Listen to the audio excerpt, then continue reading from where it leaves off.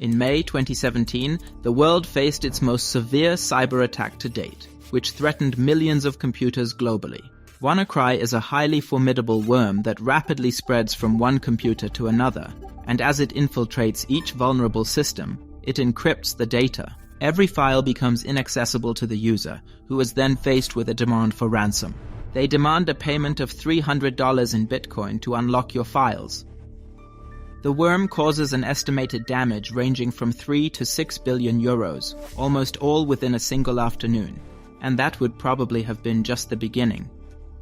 However, a lanky and shy individual, located in a basement somewhere in a small British town, manages to stop WannaCry with a single move. This action, remarkably, happens by accident. Up until that point, he was just an online mystery. Hardly anyone knew who he really was. But suddenly, he becomes an overnight hero. This narrative unfolds the journey of an exceptionally skilled hacker who managed to secure a monumental triumph over the North Korean military, engaging in an intense battle that spanned an entire day against formidable botnets. This is also a story of a troubled past, marked by darkness and drug involvement, centered around a particularly malicious piece of banking malware. This narrative unravels the compelling story of Marcus Hutchins.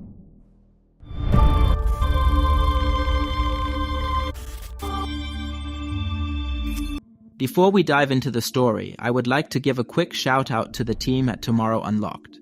They allowed us to incorporate parts of their material into this video. Thank you. A special thanks also goes to the excellent Wired cover story by Andy Greenberg. It provides an exceptionally detailed and comprehensive insight into the story that is about to unfold. In the spring of 2017, Marcus Hutchins is just 22 years old.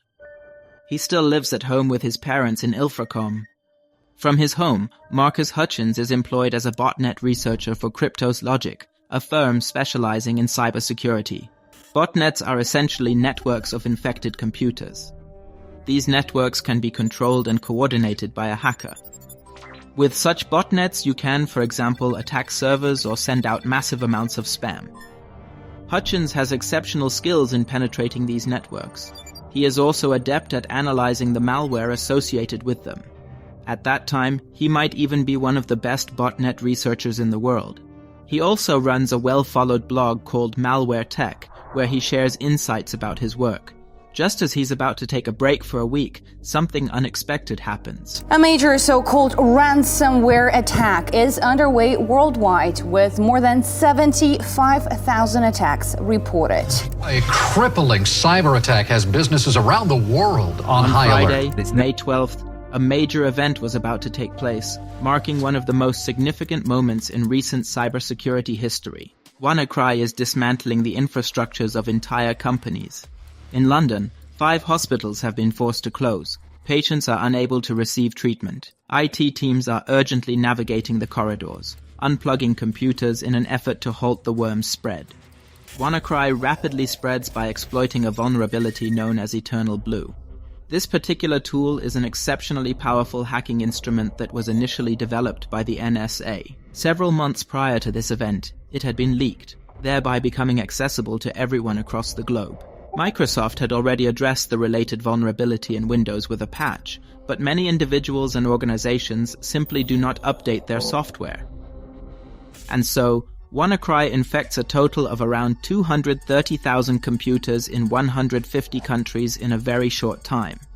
The cyber attack impacted a wide range of organizations, including Deutsche Bahn, Sberbank in Russia, Renault, Nissan, and Honda.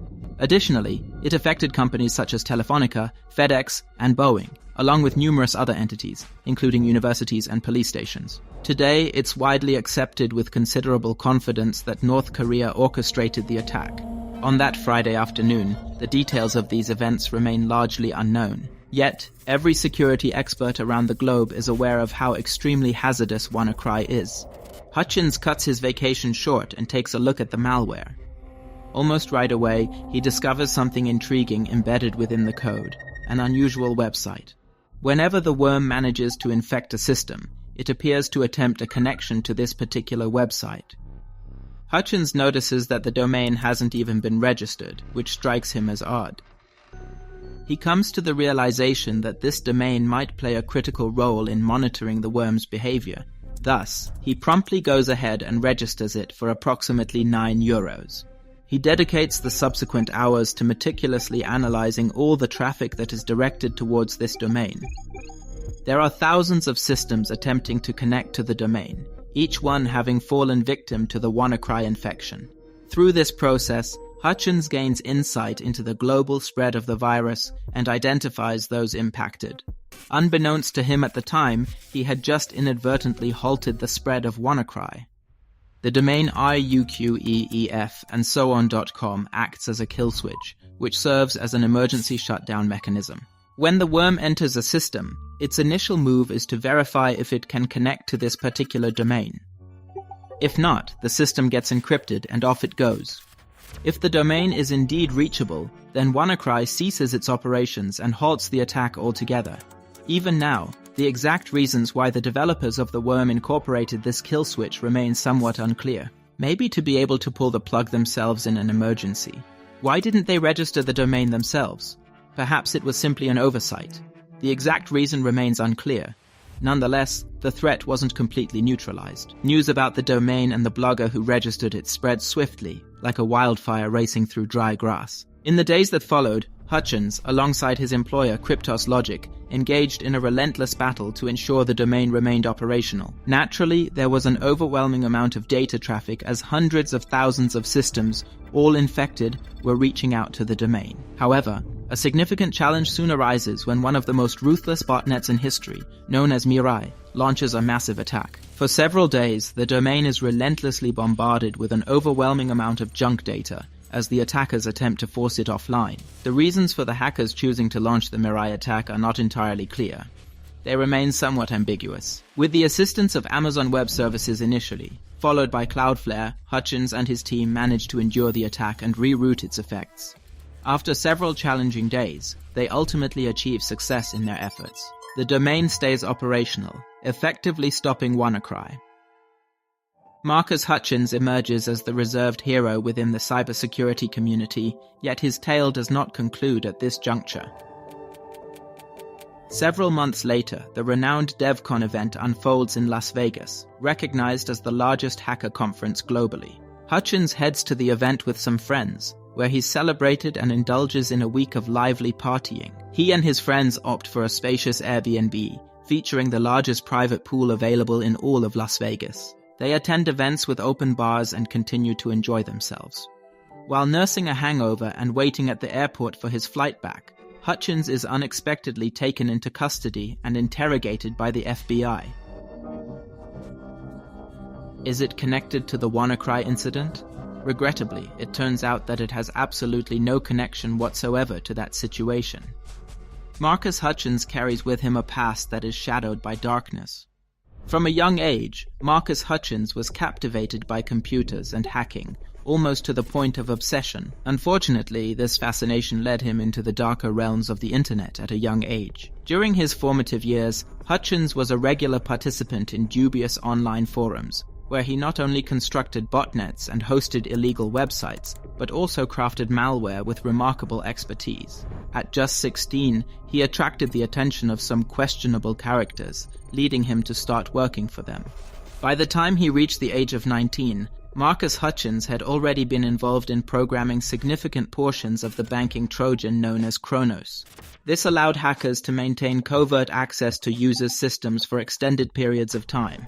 From that point, hackers could, for instance, capture passwords when users access their online banking accounts. Kronos had the capability to inject counterfeit web forms into online platforms, thereby deceiving individuals into providing their PIN codes. During this period, the young and slender boy from England developed a dependency on amphetamines. Marcus Hutchins has expressed that the overwhelming sense of guilt coupled with drug use led to intense anxiety for him. In time, he ceased his involvement in programming malware for criminals and endured the challenging process of withdrawal cold turkey. By the time 2017 came around, the troubling phase of his life was already far behind him. Hutchins spends 2 years residing in the United States as he awaits trial for his involvement with Kronos, and during this period, he relocates to Los Angeles. When he is sentenced in 2019, he receives an unexpected outcome. The judge acknowledges Marcus Hutchins as an individual who has already taken substantial steps on a path towards positive transformation, seeing in him the potential to apply his skills for the benefit and protection of society at large. Hutchins is given a year of probation, allowing him to remain free. There have been millions of individuals whose credit ratings have been affected as a result of hacking of systems. And it's going to take individuals like yourself to come up with solutions. The devastation caused by WannaCry was immense, and it's difficult to fathom how much worse it could have been without the intervention of the young botnet researcher. Wired, in a fitting description, referred to him as the hacker who came to the internet's rescue. In the end, the narrative of Marcus Hutchins extends well beyond the immediate incidents and specifics. It is remarkable how swiftly a mix of talent, environment, and arrogance can blend together to create a harmful concoction, particularly within the realm of hacking.